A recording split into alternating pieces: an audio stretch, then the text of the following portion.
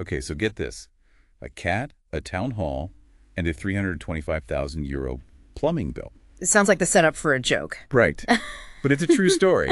And believe it or not, there are actually some really insightful lessons about writing in there. I know, it's fascinating how this completely absurd situation, I mean, a cat flooding a town hall, can actually be this metaphor for some really powerful storytelling techniques. Right. Like you think of bureaucratic nightmares when you think of town halls, not feline flood makers. Yeah. But our source, author Stephen Pinkwart, he kind of dives headfirst into this whole soggy mess to illustrate some seriously useful tips for writers. And his first one is, well, it's a doozy. Turn on the damn faucet. Yeah, it sounds more like plumbing advice than writing advice. Right. But Pinkwart's definitely onto something here. He's talking about embracing the unexpected, throwing a wrench into the gears of your story. So instead of starting with once upon a time in a land far, far away, Yeah. you're saying we should be more like, it all started when the cat learned to code and hack the city's water mainframe.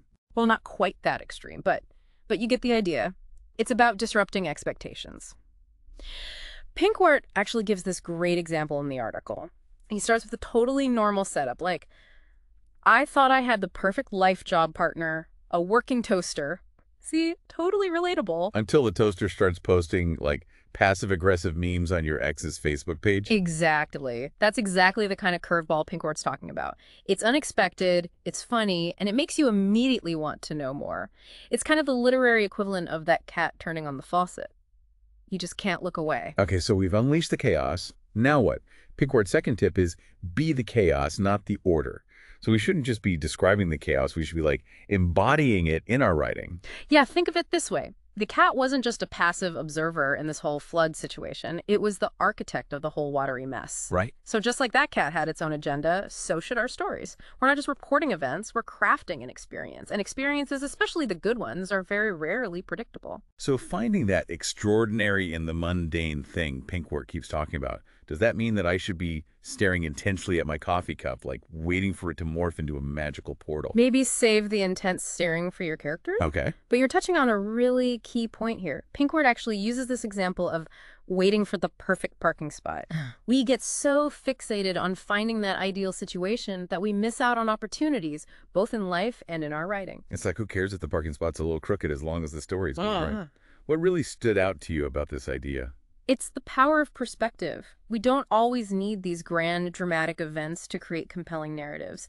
Sometimes, a parking lot squabble or a crumpled grocery list, like those are the things that can spark real human drama. All right, so we've got the chaos flowing. We're finding meaning in the mundane. What's next? Pinkwart calls his third tip, let the shards speak. Now that sounds a little ominous. Should I be wearing safety goggles while I write? Metaphorical ones, perhaps. This one's about vulnerability in storytelling. The most impactful stories often come from those moments where we're raw, exposed, imperfect. Think of the town hall. This bastion of order and authority suddenly reduced to a soggy mess. It's vulnerable, it's real, and that's where the good stuff is. So instead of building our characters up to be these flawless heroes, we should be letting them, trip over their own shoelaces once in a while. Metaphorically speaking, yes. Pinkwart actually talks about this experience he had where he thought he was totally invincible, like master of his domain.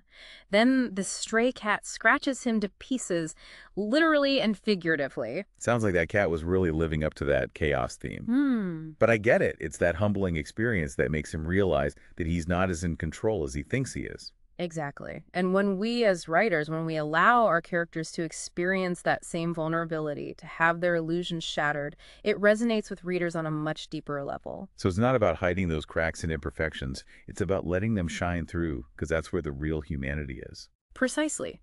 We connect with stories that acknowledge the messiness of life, that show us that it's okay to not have all the answers, to be a little bit broken sometimes. And that's a powerful message to convey, both in our writing and in our lives. Okay, so we've got chaos, vulnerability. What's next on our chaotic storytelling checklist? Pinkwart calls this one the disaster moment.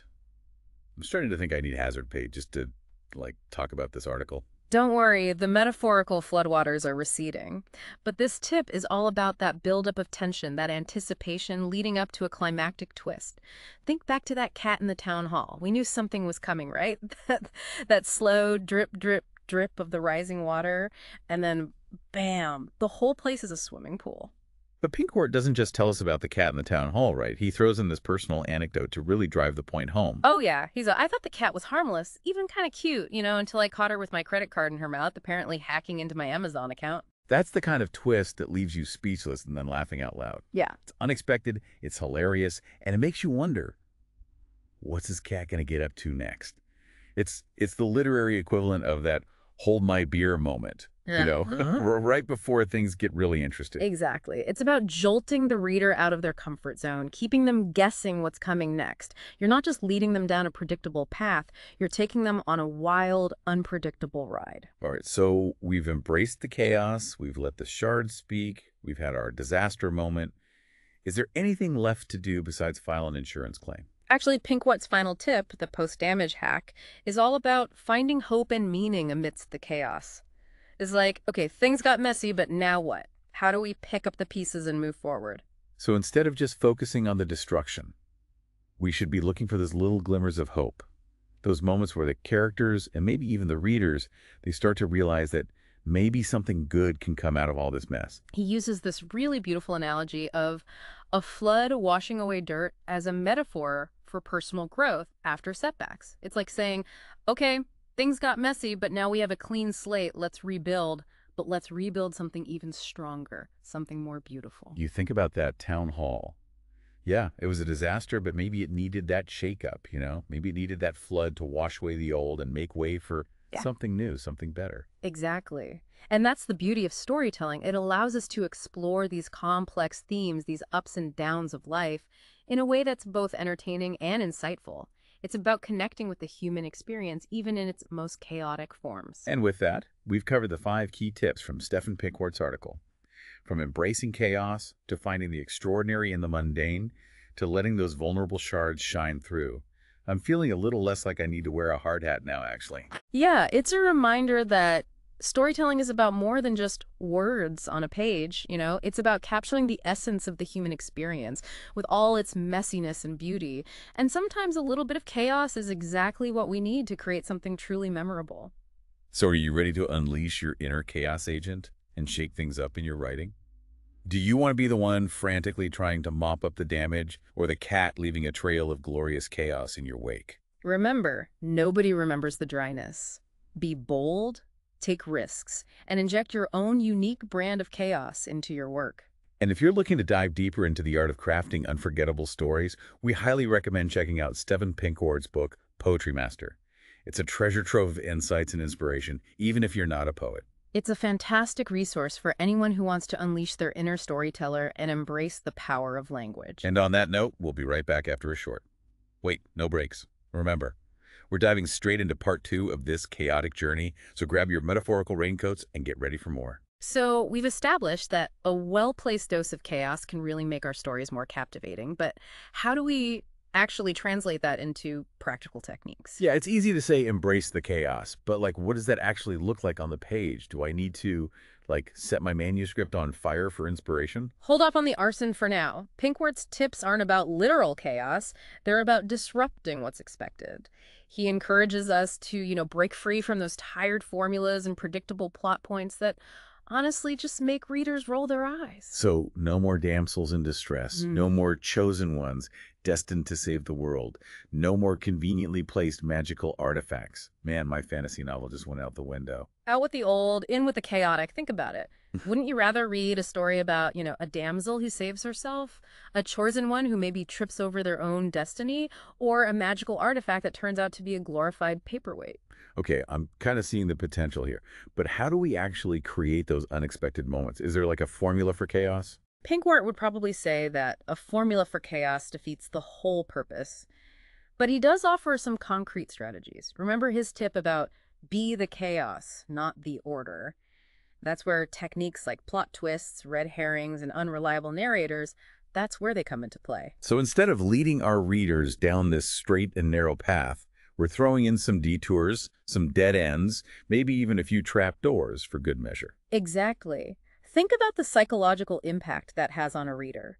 When you introduce a plot twist, you're essentially yanking the rug out from under them. It creates a sense of disorientation, this need to reevaluate everything that they thought they knew about the story. It's like that moment when you think you've finally figured out the whodunit in a mystery novel, only to have the author reveal a completely unexpected culprit.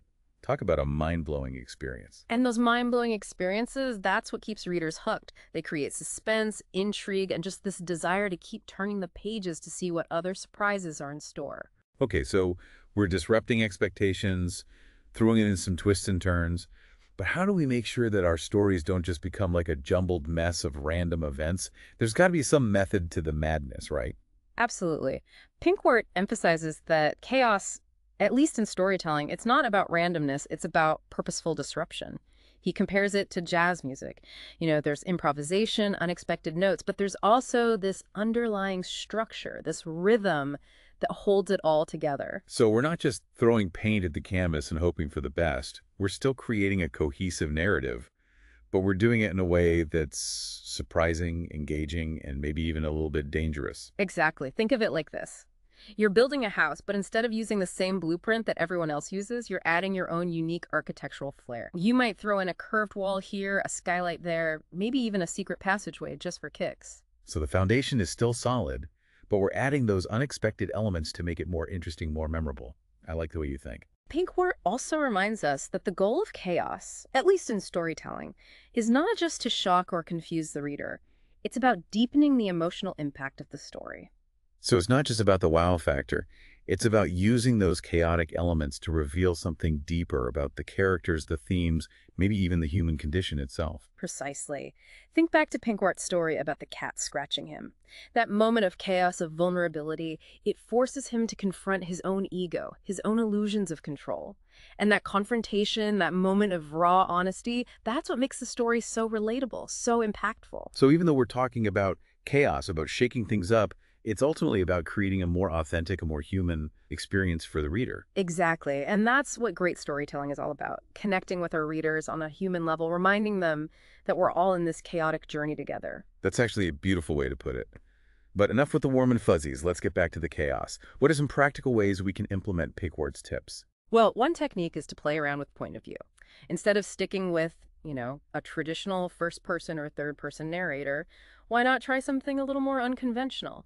Maybe you have multiple narrators offering conflicting perspectives, or a narrator who's unreliable, leading the reader astray. Ooh, I love the idea of an unreliable narrator. It's like that friend who tells you a story and you're never quite sure if they're embellishing the truth or just making it up as they go along. Exactly, and that uncertainty, that element of doubt, that keeps the reader engaged. They're constantly questioning what's real, what's imagined, and what's going to happen next. It's like we're giving the reader a puzzle to solve, but we're not giving them all the pieces, or we're giving them the wrong pieces just to mess with them a little bit.